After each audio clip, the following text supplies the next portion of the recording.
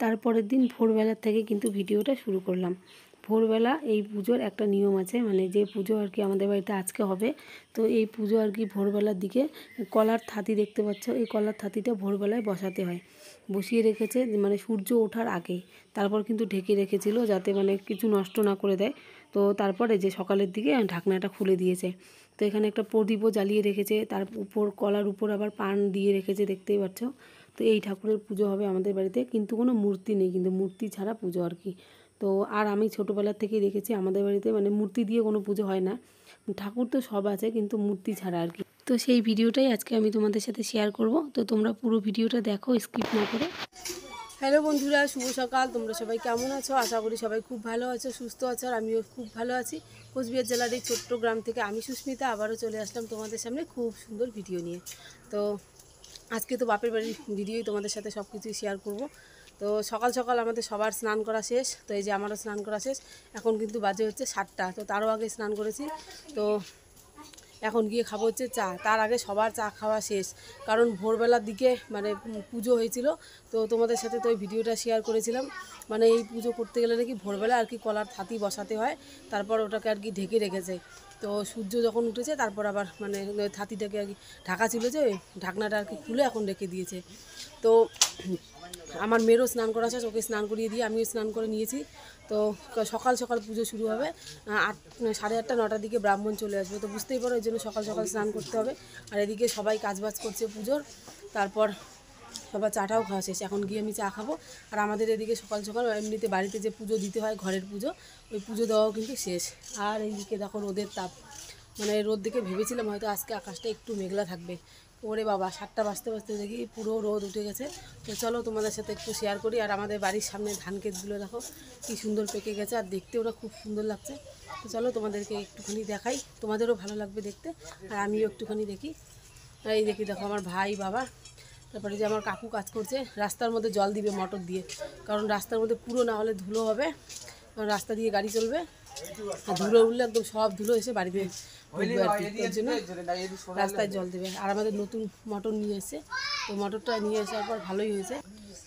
এসে দেখি নতুন মোটর নিয়ে এসছে। সত্যিকার বাপের বাড়িতে যদি কিছু নতুন জিনিস জানে না, মানে জানি ওই জিনিসটা মধ্যে তো আমার কোনো মানে আমি সবসময় ব্যবহার করতে পারবো না, কিন্তু তবুও একটা আনন্দ হয় মনের মধ্যে নতুন কিছু নিয়ে আসার কথা শুনলে।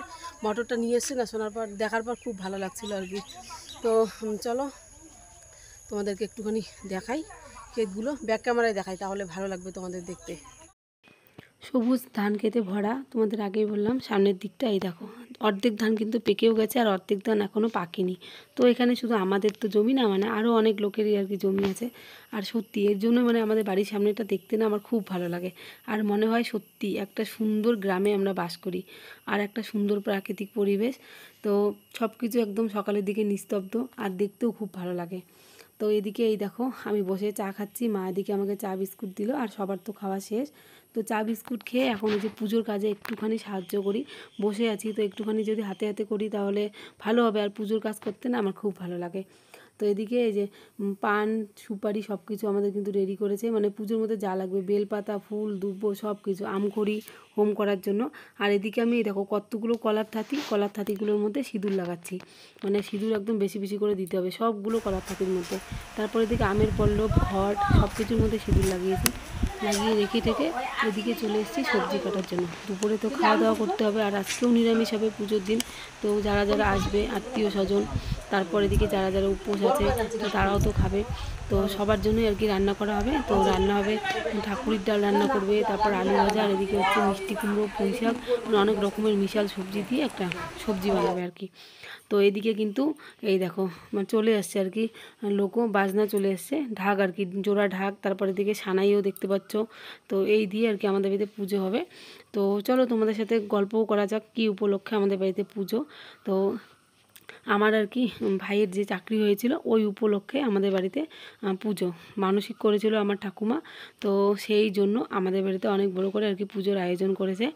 তো পুজোটা আর কি দেখতে পাচ্ছ মূর্তি ছাড়া হয়তো, কারণ আমাদের মধ্যেও কিন্তু রাজবংশী লোকেদের মধ্যেও অনেকের আর কি অনেক রকমের নিয়ম থেকে অনেকের মূর্তি ছাড়াও ঠাকুর হয়, অনেকে আবার মানে অনেকের বাড়িতে মূর্তিও থাকে, যার যেরকম আর কি নিয়ম বলতে পারে, যারা আর কি যে জিনিসটা পেয়ে এসছে আমার ঠাকুমা আর কি। তো এদিকে তোমাদের সঙ্গে বাকি কাজকর্মগুলোও শেয়ার করি। এদিকে কিন্তু রাঁধুনিও চলে এসেছে রান্না করার জন্য, আর এদিকে আমার কাকিমণি ব্রহ্মাদেবের পুজো দিচ্ছে। রান্না করার আগে তো ব্রহ্মাদেবকে পুজো দিতে হয়, তাই রেডি করে নিল সব। তো বলতে পারো এই ঠাকুরের আর কি নামটা আমি বলি তোমাদের, মানে বলে হচ্ছে বিপত্তারিণী, বিপত্তারিণী বলে। তো আমাদের মধ্যে আর কি এটাকে বিপত্তারিণী বলে না, একদম একই রকমের পুজো। এই পুজোয় কিন্তু কাঁচা সুপারি, তারপর পান, তারপর পুজো শেষে কিন্তু যত আর কি সধবা আর কি বউ আছে আর কি বলতে পারো, বিবাহিত যারা বউ, তাদের কপালে সিঁদুর, তারপর সিঁথিতে সিঁদুর, মাথায় তেল, এসব দিতে হয় পুজো শেষে, আর হাতে হচ্ছে পান সুপারি এসব দিতে হয়। তো আমার ঠাকুমা আর কি এই ঠাকুরকে মানসিক করেছিল যে যদি আর কি আমার ভাই চাকরি পায় তাহলে আর কি পুজো দেবে, একদম ঢাক জোড়া সানাই দিয়ে। তো এই উপলক্ষেই পুজো হচ্ছে। তো দেখতেই পাচ্ছ চারদিকে কলা গাছ মানে পুঁতে দিয়েছে। তারপরে দিকে যা যা লাগবে পুজোর জন্য ফল মূল আর ফুল বেলপাতা দেখতে পাচ্ছ একদম ভর্তি করে দিয়েছে। তো সব কিছু আর কি যা যা পুজোর লাগবে বলে দিয়েছে ব্রাহ্মণ, সব কিছুই কিন্তু জোগাড় করেছে, শুধু এই মূর্তিটাই নেই। তো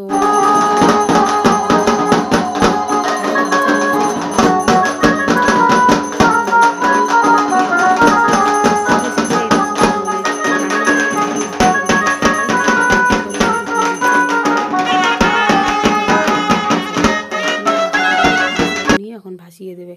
তো এদিকে আগে সবাই প্রণাম করে নিচ্ছে, আর ব্রাহ্মণ হাতে করে আর কি ঘটগুলো দেবে। তো ঠাকুমা একটা ঘট ঘরের মধ্যে রাখবে, একটা ঘট ঘরে রাখতে হবে, আর একটা ঘট আর বাকি ঘটগুলো আর কি পুকুরে ভাসিয়ে দিয়ে আসবে। তো এর জন্য সবাই মিলে যে রাস্তায় আর কি বেরিয়ে পড়েছি, যাব আমরা পুকুরের পাশে। তো চলো, এই যে বোনও যাচ্ছে, তারপরে এই দেখো পিছন পিছন ঢাক সানাই সবাই যাচ্ছে। তো তোমরাও দেখতে থাকো।